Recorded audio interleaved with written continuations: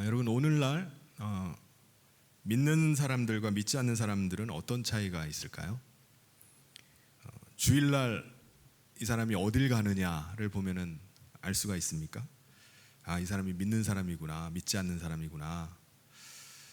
물론 겉으로 보이는 그 모습을 통해서 그런 차이가 날 수도 있습니다. 이 사람은 믿는 사람이기 때문에 교회로 가고, 이 사람은 믿지 않는 사람, 어디 캠핑으로 가든지 어디 놀러 가든지 집에서 쉬고 있는 걸 보니까 이 사람 믿지 않는구나 라고 판단할 수 있을 것입니다. 그런데 믿는 사람과 믿지 않는 사람의 아주 중요한 차이는 하나님의 음성을 듣느냐 듣지 않느냐입니다.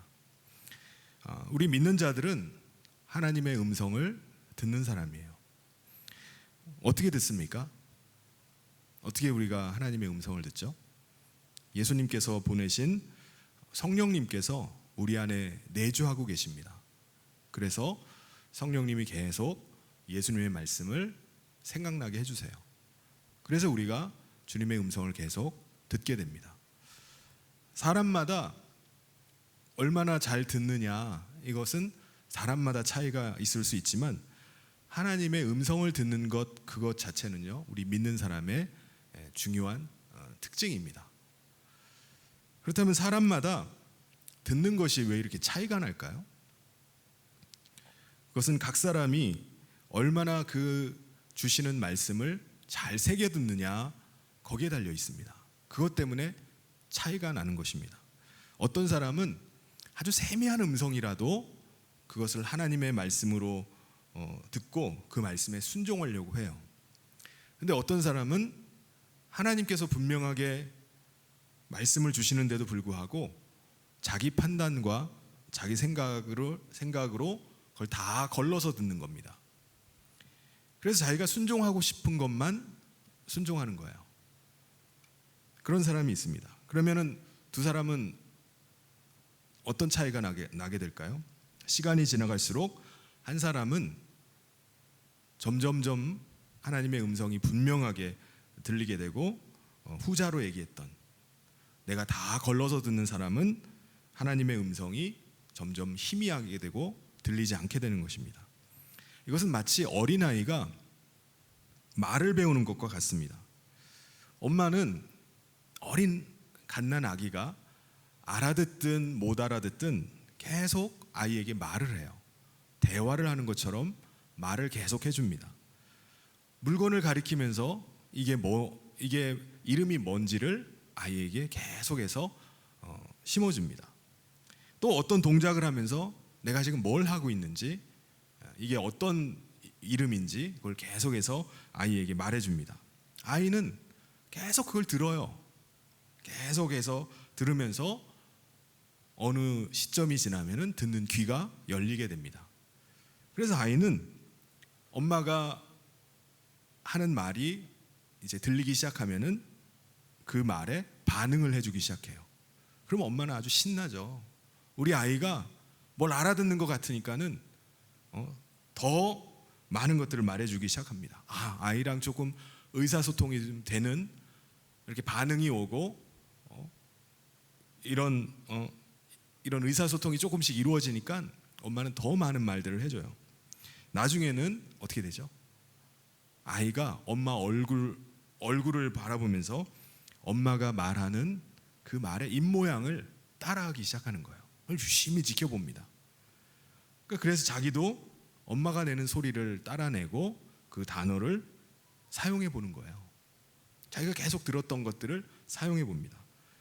그러면 단어 하나, 엄마라는 말, 아빠라는 말, 그 하나 하면은 엄마 아빠는 완전히 뒤집어지죠. 너무 기뻐합니다. 우리 아이가 드디어 말문이 트였구나. 아이는 엄마 아빠가 너무 좋아하고 반응을 해주니까 거기에 대해서 자극을 받고 말문이 계속 차츰차츰 이제 트여갑니다. 이와 같이 하나님의 음성을 듣는 것에 있어서도 중요한 것은요, 하나님의 음성을 우리가 들을 때 그 말씀에 우리가 반응을 하는 거예요. 하나님께서도 엄마가 마치 아기가 반응을 하면은 기뻐하고 계속해서 더 많은 말을 가르쳐 주려고 하는 것처럼, 하나님께서도 우리가 하나님의 음성을 듣고 즉각 반응해 나가기 시작하면은 더 많은 것들을 말씀해 주기 시작합니다. 더 많은 것들을 깨닫게 해줘요. 알아듣지도 못하고 전혀 반응하지도 않는데 하나님이 계속해서 말씀해 주실 수는 없습니다. 그러면 하나님은 언제 말씀하실까요? 언제 우리 가운데 말씀하시죠? 시시때때로 우리에게 계속 말씀하십니다. 아침에 일어났을 때 그 졸린 가운데도 우리 가운데 말씀하시고요. 또 아주 분주하게 하루 일과를 막 보내고 있는 가운데 그때도 우리 가운데 말씀을 해주십니다. 그리고 모든 일과를 다 마치고 잠자리에 들 때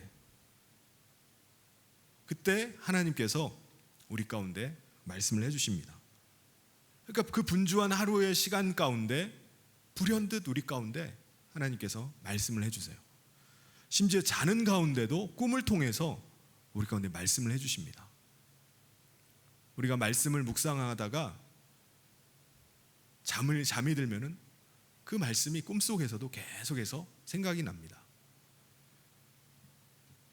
그냥 스쳐 지나가듯이 이렇게 생각이 우리 가운데 떠오르게 되고 하나님께서 우리 가운데 마음에 감동을 주셔서 하나님의 음성을 들려주시는데 스쳐 지나가듯이 이렇게 지나가는 생각들이 우리가 바로 캐치하지 않으면은 그냥 지나가 버려요.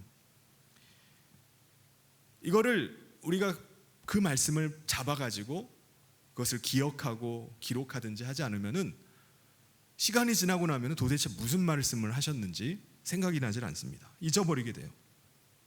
다음에 그걸 떠올리려고 하면은 떠오르진 않아요. 뭔가 분명히 말씀하셨던 것은 같은데 생각이 나질 않습니다. 그래서 우리가 어떻게 하죠? 일부러 시간을 내는 겁니다. 시간을 내서 우리가 잠잠히 기도하는 시간을 가져요. 그 시간 가운데 우리가 하나님의 음성을 들으려고 하고요. 또 말씀을 읽는 시간을 갖습니다. 말씀을 읽으면서 우리가 하나님의 음성을 들으려고 해요. 그때는 다른 일을 하는 것이 아니라 오직 거기에만 집중을 하고 있기 때문에 그것이 더 생생하게 들려오기 때문에 우리가 그런 시간을 일부러 가지는 겁니다. 유대인들은요, 성경을 읽을 때 눈으로 읽는 것이 아니라 소리를 내서 읽어요. 소리를. 내가 낸 소리가 내 귀로 들리게 되는 겁니다. 그러면서 마치 하나님께서 내게 주시는 말씀으로 내게 들리는 거예요. 이스라엘아 들으라 라고 내가 읽었는데 내 귀에는 하나님의 음성으로 그 말씀이 내게 들려오는 거예요. 그래서 유대인들은 성경을 소리내서 읽어요. 그래서 우리가 성경을 읽을 때도 소리를 내서 읽으면 훨씬 더 유익합니다. 그리고 또 어떻게 음성을 듣죠? 우리가 그 말씀의 질문을 가지고 그 말씀을 잠잠히 묵상하는 거예요. 큐티하는 시간을 통해서 우리가 그 말씀을 묵상하는 시간을 통해서 하나님의 음성을 우리가 듣게 됩니다. 내가 던진 질문을 하나님께서 내게 계속해서 생각나게 하시고 말씀을 해주시는 것들을 내가 듣는 거예요. 우리가 지금 교회에서 성경 통독을 하고 있는데 정말 귀한 시간입니다. 하루에 한 30분 정도의 시간이지만 이 시간을 통해서 우리가 나에게 말씀하시는 하나님의 음성을 들을 수 있습니다. 여러분 정말 이 시간을 귀하게 여기고 힘들더라도 그 시간을 정말 값지게 쓰시길 바랍니다. 눈으로만 읽지 말고 이 시간에 제가 아까 말씀드린 것처럼 소리를 내서 한번 읽어보세요.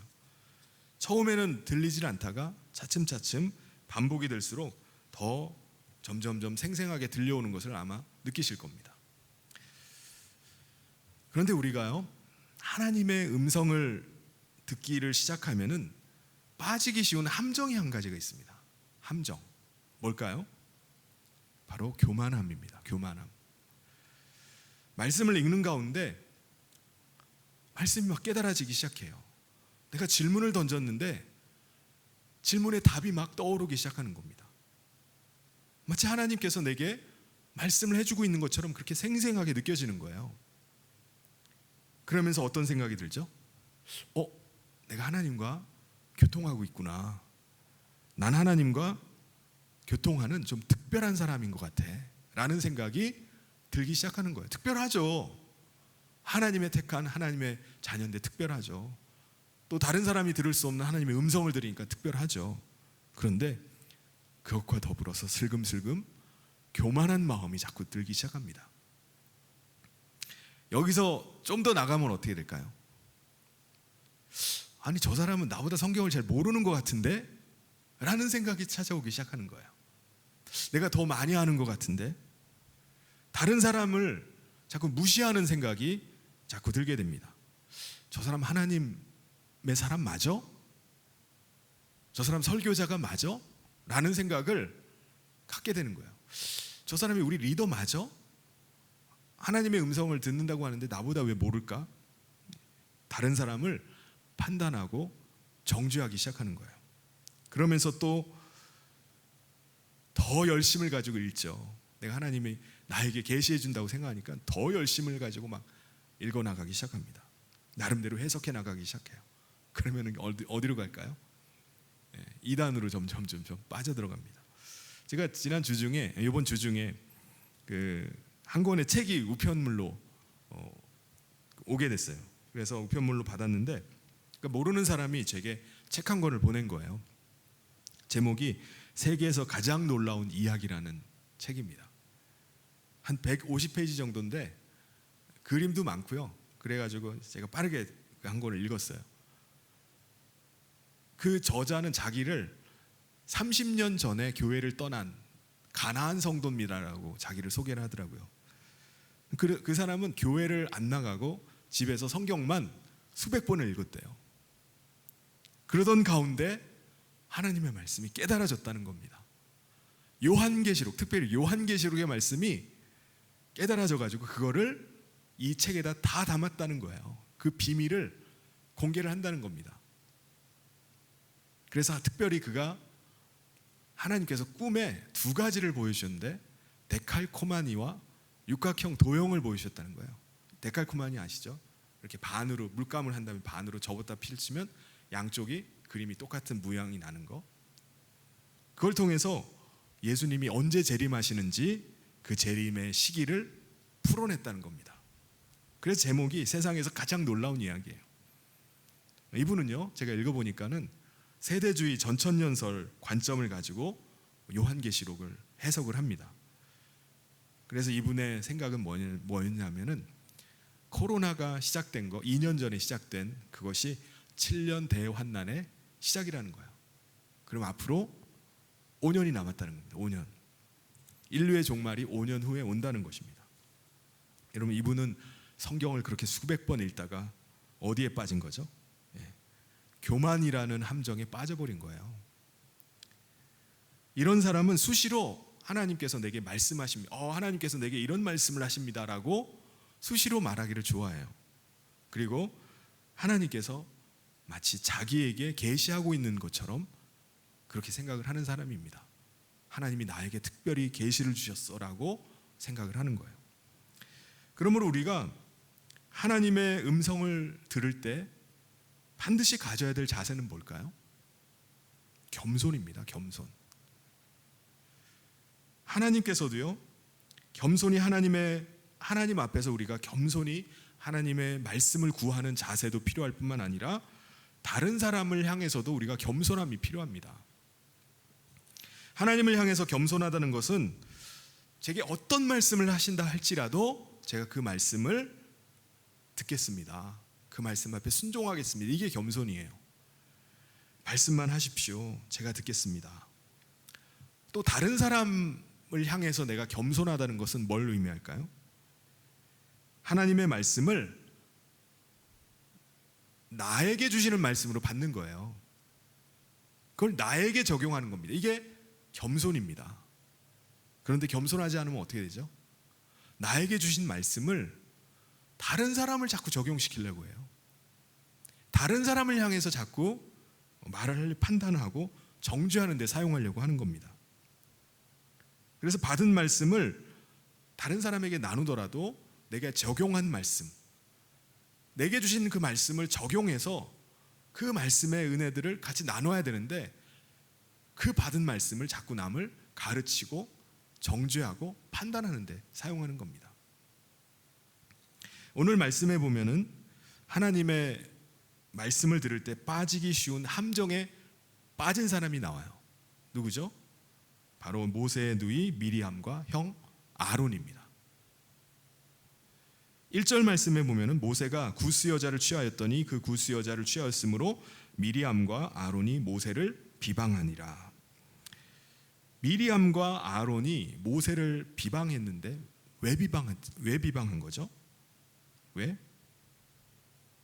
구스 여자를 취하였으므로 비방했다고 말합니다. 이 구절이요, 성경에서 아주 어려운 구절이에요. 난해 구절입니다. 도대체 이 여기서 말씀을 해석하는 키가 구스가 도대체 어디냐예요. 구스가 어디냐에 따라서 해석이 달라질 수가 있어요. 일반적으로 성경에서 구스라고 하면 어디를 말하죠? 에티오피아를 말합니다. 그럼 성경이 해석이 어떻게 될까요? 모세가 에티오피아 여자를 새 아내로 맞은 거예요. 그러니까 그걸 가지고 미리암과 아론이 막 비난을 하는 겁니다.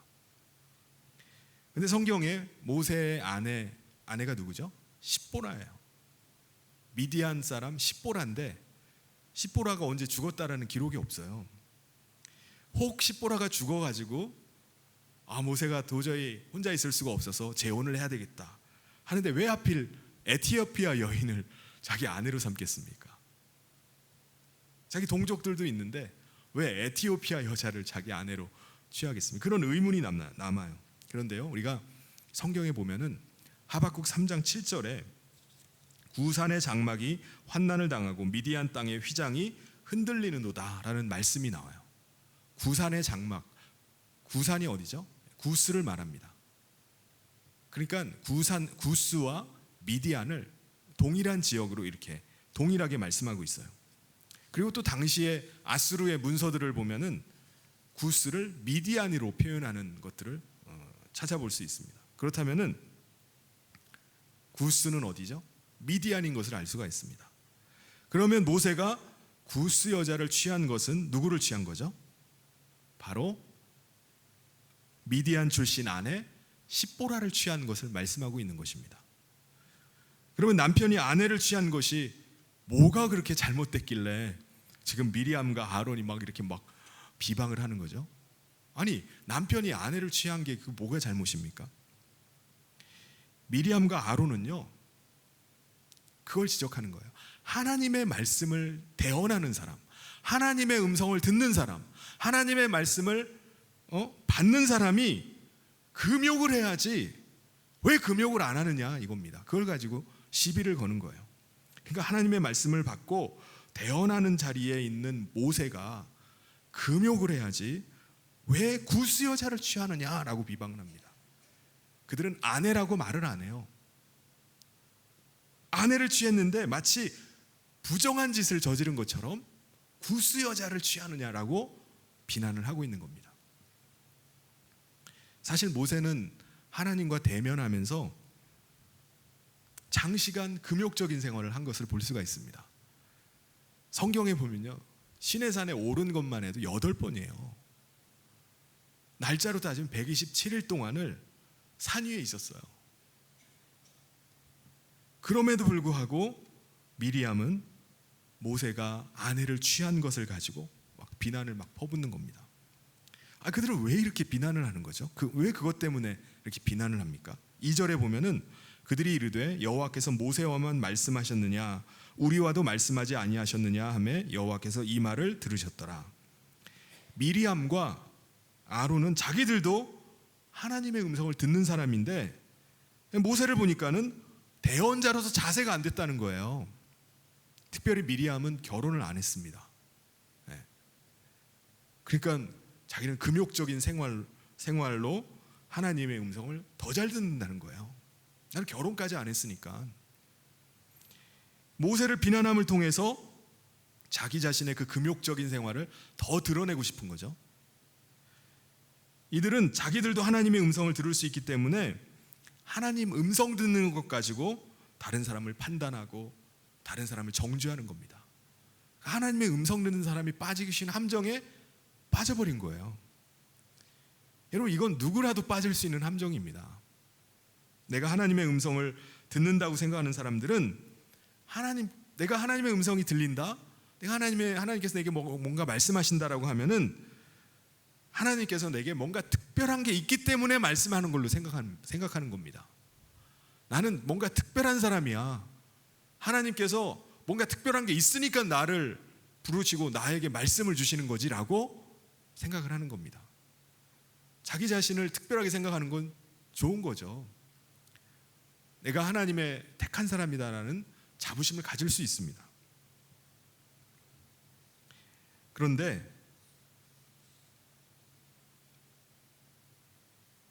이 미리암 같은 경우는 그걸 어떻게 생각한 거죠?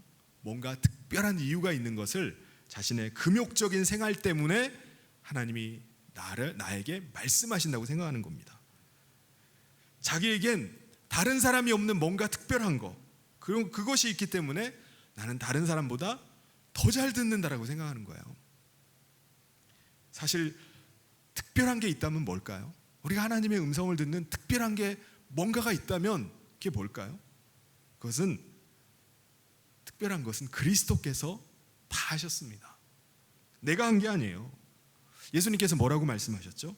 요한복음 14장 3절에 가서 너희를 위하여 거처를 예비하면 내가 다시 와서 너희를 내게로 영접하여 나 있는 곳에 너희도 있게 하리라.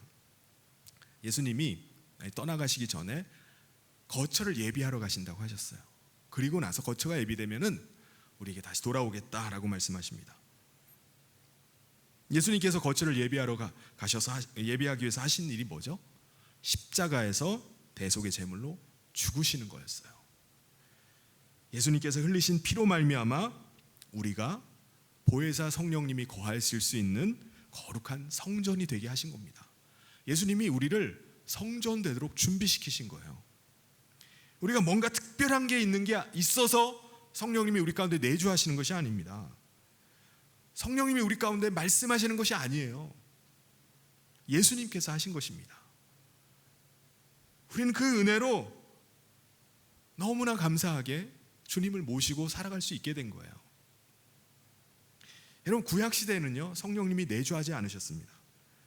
하나님께서 말씀해 주시고자 하실 때 그에게 임하셔서 그냥 말씀해 주시는 거예요.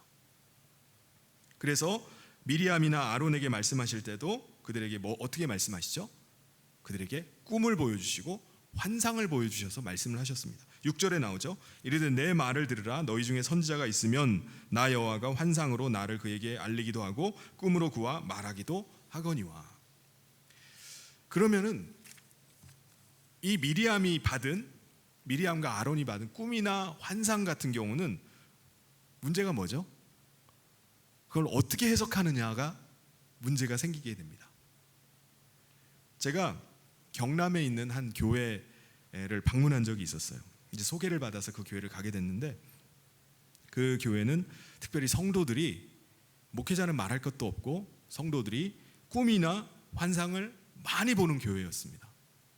제가 내려갔더니 제가 만나고자 했던 그 담임 목사님이 제가 이렇게 말씀하시는 거예요. 목사님, 제가 오늘 아침에 한 성도가 카톡을 나한테 보내왔는데 카톡 내용이 한 아이가 숟가락으로 밥을 막 퍼먹고 있는 그런 꿈을 꿨다는 거예요. 그래서 이런 꿈을 꿨습니다 목사님 하면서 자기한테 그런 내용을 보냈다는 겁니다. 그래서 그 목사님 하신 말씀, 오늘 누가 올려나 했더니 목사님이셨군요 라고 얘기를 하는 겁니다. 사실 꿈을 꿨는데 꿈을 꾸면 뭐죠? 이게 도대체 무슨 내용인지를 모르는 거예요. 그러다가 시간이 지나면서 이제 이분이 알게 된 겁니다. 윤곽이 드러난 거예요. 제가 그분의 그 해석에 의하면 제가 뭔가 갈급함을 가지고 배고픔을 가지고 찾아왔다는 겁니다. 그렇게 생각할 수도 있죠. 실제로 제가 그 교회에서 한 이틀인가 머무르면서 그분과 많은 대화를 나누고 그 교회 성도들을 만나고 기도하고 하면서 많은 걸 생각하고 느끼는 시간을 가졌습니다. 그러니까는 하나님께서 꿈과 환상을 통해서도 말씀하시는데 그것이 희미해요. 희미하게 추측할 수 있는 것들이 많이 있습니다. 예언하시는 분들이 예언 기도를 한다고 해서 한 3-4명이 모여서 저를 위해서 이렇게 기도를 해요. 그래서 예언 기도를 통해서 그들이 뭔가 환상을 보고 저에게 얘기를 해주는데 내용이 어떻죠? 그림을 보고서 저한테 얘기를 해주는 겁니다. 무슨 망대가 보여요 라고 얘기를 해요. 그러면 그때부터 이제 해석이 드러난 겁니다. 이 해석이 사람마다 다를 수가 있어요. 저는 이게 보이는데요. 그래서 두세 사람이 같이 그것을 이야기를 하면서 예언을 혼자만 하는 것이 아니라 혼자 하면은 잘못 볼 수가 있잖아요. 똑같은 걸 봤는데도 해석이 달라질 수가 있어요. 그래서 두세 사람이 같이 예언을 합니다. 이와 같이 꿈이나 환상을 통해서 우리 가운데 말씀하시는 것들은 우리가 희미하게 볼 수밖에 없어요. 꿈을 꿨는데 무슨 꿈인지 모르는 겁니다. 아론이나 미리암 같은 경우는 자기들은 금욕적인 생활을 하면서 하나님의 음성을 나는 더 잘 들을 수 있다고 생각하는데 사실은 희미하게 볼 뿐입니다. 그럼에도 자기 스스로 교만에 빠져서 하나님께서 나에게 특별히 말씀해 주셔, 나에게 하나님의 음성을 들려주셔라고 착각을 하고 있었던 겁니다. 그렇다면요, 모세는 어떨까요? 모세 3절에 보면 이 사람 모세는 온유함이 지면의 모든 사람보다 더하더라. 모세는 아주 겸손한 사람이었습니다. 이 땅 위에 사는 사람들 중에 모세만큼 겸손한 사람이 없을 정도라고 말씀을 합니다. 여러분, 모세가 본래 이렇게 겸손한 사람인가요? 아니에요. 모세는요, 자기 의가 굉장히 강한 사람입니다. 자기 생각이 옳다고 생각하면은 그것을 끝내 관철시키는 사람이었어요. 사도행전 7장 24절에 보면 한 사람이 원통한 일 당함을 보고 보호하여 압제자를 위하여 원수를 갚아 애굽 사람을 쳐 죽이니라. 애굽 사람을 쳐 죽일 정도로 자기 의지가 강했던 사람입니다. 그가 그 길로 수배를 받고서 이제 미디안으로 도망을 치죠. 거기서 40년을 지냅니다. 40년을 광야 40년을 하는 동안에 혈기도 빠지고요, 자기 의도 다 빠져버린 것 같아요. 그러니까 하나님 앞에서뿐만 아니라 사람들 앞에서도 아주 겸손한 사람이 됩니다. 완전히 낮아질 대로 낮아진 거예요. 더 이상 낮아질 데가 없어요. 내세울 게 아무것도 없는 거예요. 완전히 바닥에 그냥 내려앉아가지고 내세울 게 아무것도 없는 사람, 정말 겸손한 사람이 됐어요. 그러니까 하나님께서 어떻게 하시죠? 하나님의 음성을 듣고 그 말씀 앞에 철저하게 순종하는 모세에게 하나님께서 말씀을 해주기 시작하는 거예요.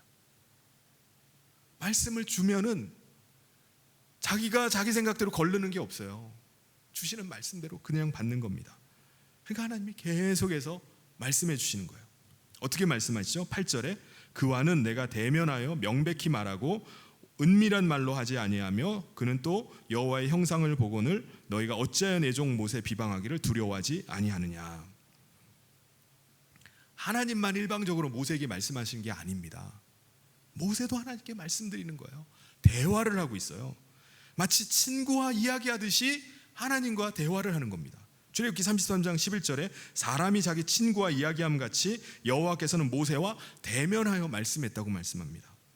여러분, 친구와 전화 통화를 할 때 어떻게 하죠?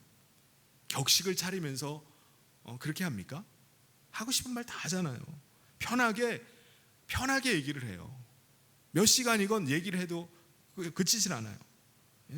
야, 우리 이러지 말고 우리 만나서 한번 얘기하자라고 전화 끊고 나서도 또 만나서 얘기를 계속합니다. 이게 친구와 이야기하는 거잖아요. 하나님께서 모세와 그렇게 말씀하시는 겁니다. 그럼에도 미리암과 아론은요, 교만에 빠져서 자기들은 특별한 존재여서 하나님께서 우리에게만 특별히 말씀한다고 생각해서 교만에 빠지고 모세를 비방했던 것입니다. 하나님은 여기에 대해서 어떻게 생각하시죠? 하나님은 말씀하시는 거예요. 너희는 어떻게 내 종 모세 비방하기를 두려워하지 않느냐? 어떻게 겁도 없이 모세를 그렇게 비방할 수 있느냐?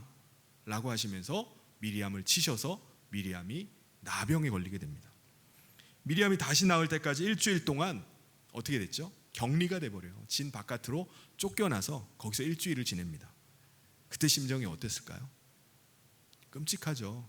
앞으로 어떻게 될지도 모르고 자기가 얼마나 교만했는지, 자기는 자기만 하나님의 말씀을 잘 듣는 걸로 생각한 거예요. 내가 금욕적인 생활을 너무 잘했기 때문에 하나님이 자기에게 특별히 말씀을 주신다고 생각한 겁니다. 이게 모든 것이 다 착각이었구나. 모세는 하나님과 대면하여 얼굴과 얼굴을 마주대하듯이 친구와 대화하듯이 그렇게 대화하는데 내가 착각이었구나. 아마 하나님 앞에 자기의 교만 떨었던 것을 철저하게 회개했을 것입니다. 하나님은요, 교만한 것을 이토록 싫어하십니다. 오늘 신약 시대를 살면서 과거 구약 시대와는 다르게 성도들이 다 또 다른 보혜사인 성령님을 모시고 살아가요. 이건 어린아이들도 마찬가지입니다. 어린아이라고 해서 성령님께서 거하지 않나요? 거하세요. 모든 사람들이 다, 모든 성도들이 다 성령님을 모실 수 있습니다. 누구나 하나님의 음성을 들으면서 믿음 생활을 해나갈 수 있어요. 그런데 그렇다 할지라도 우리는 미리암의 실수를 답습해서는 안 됩니다.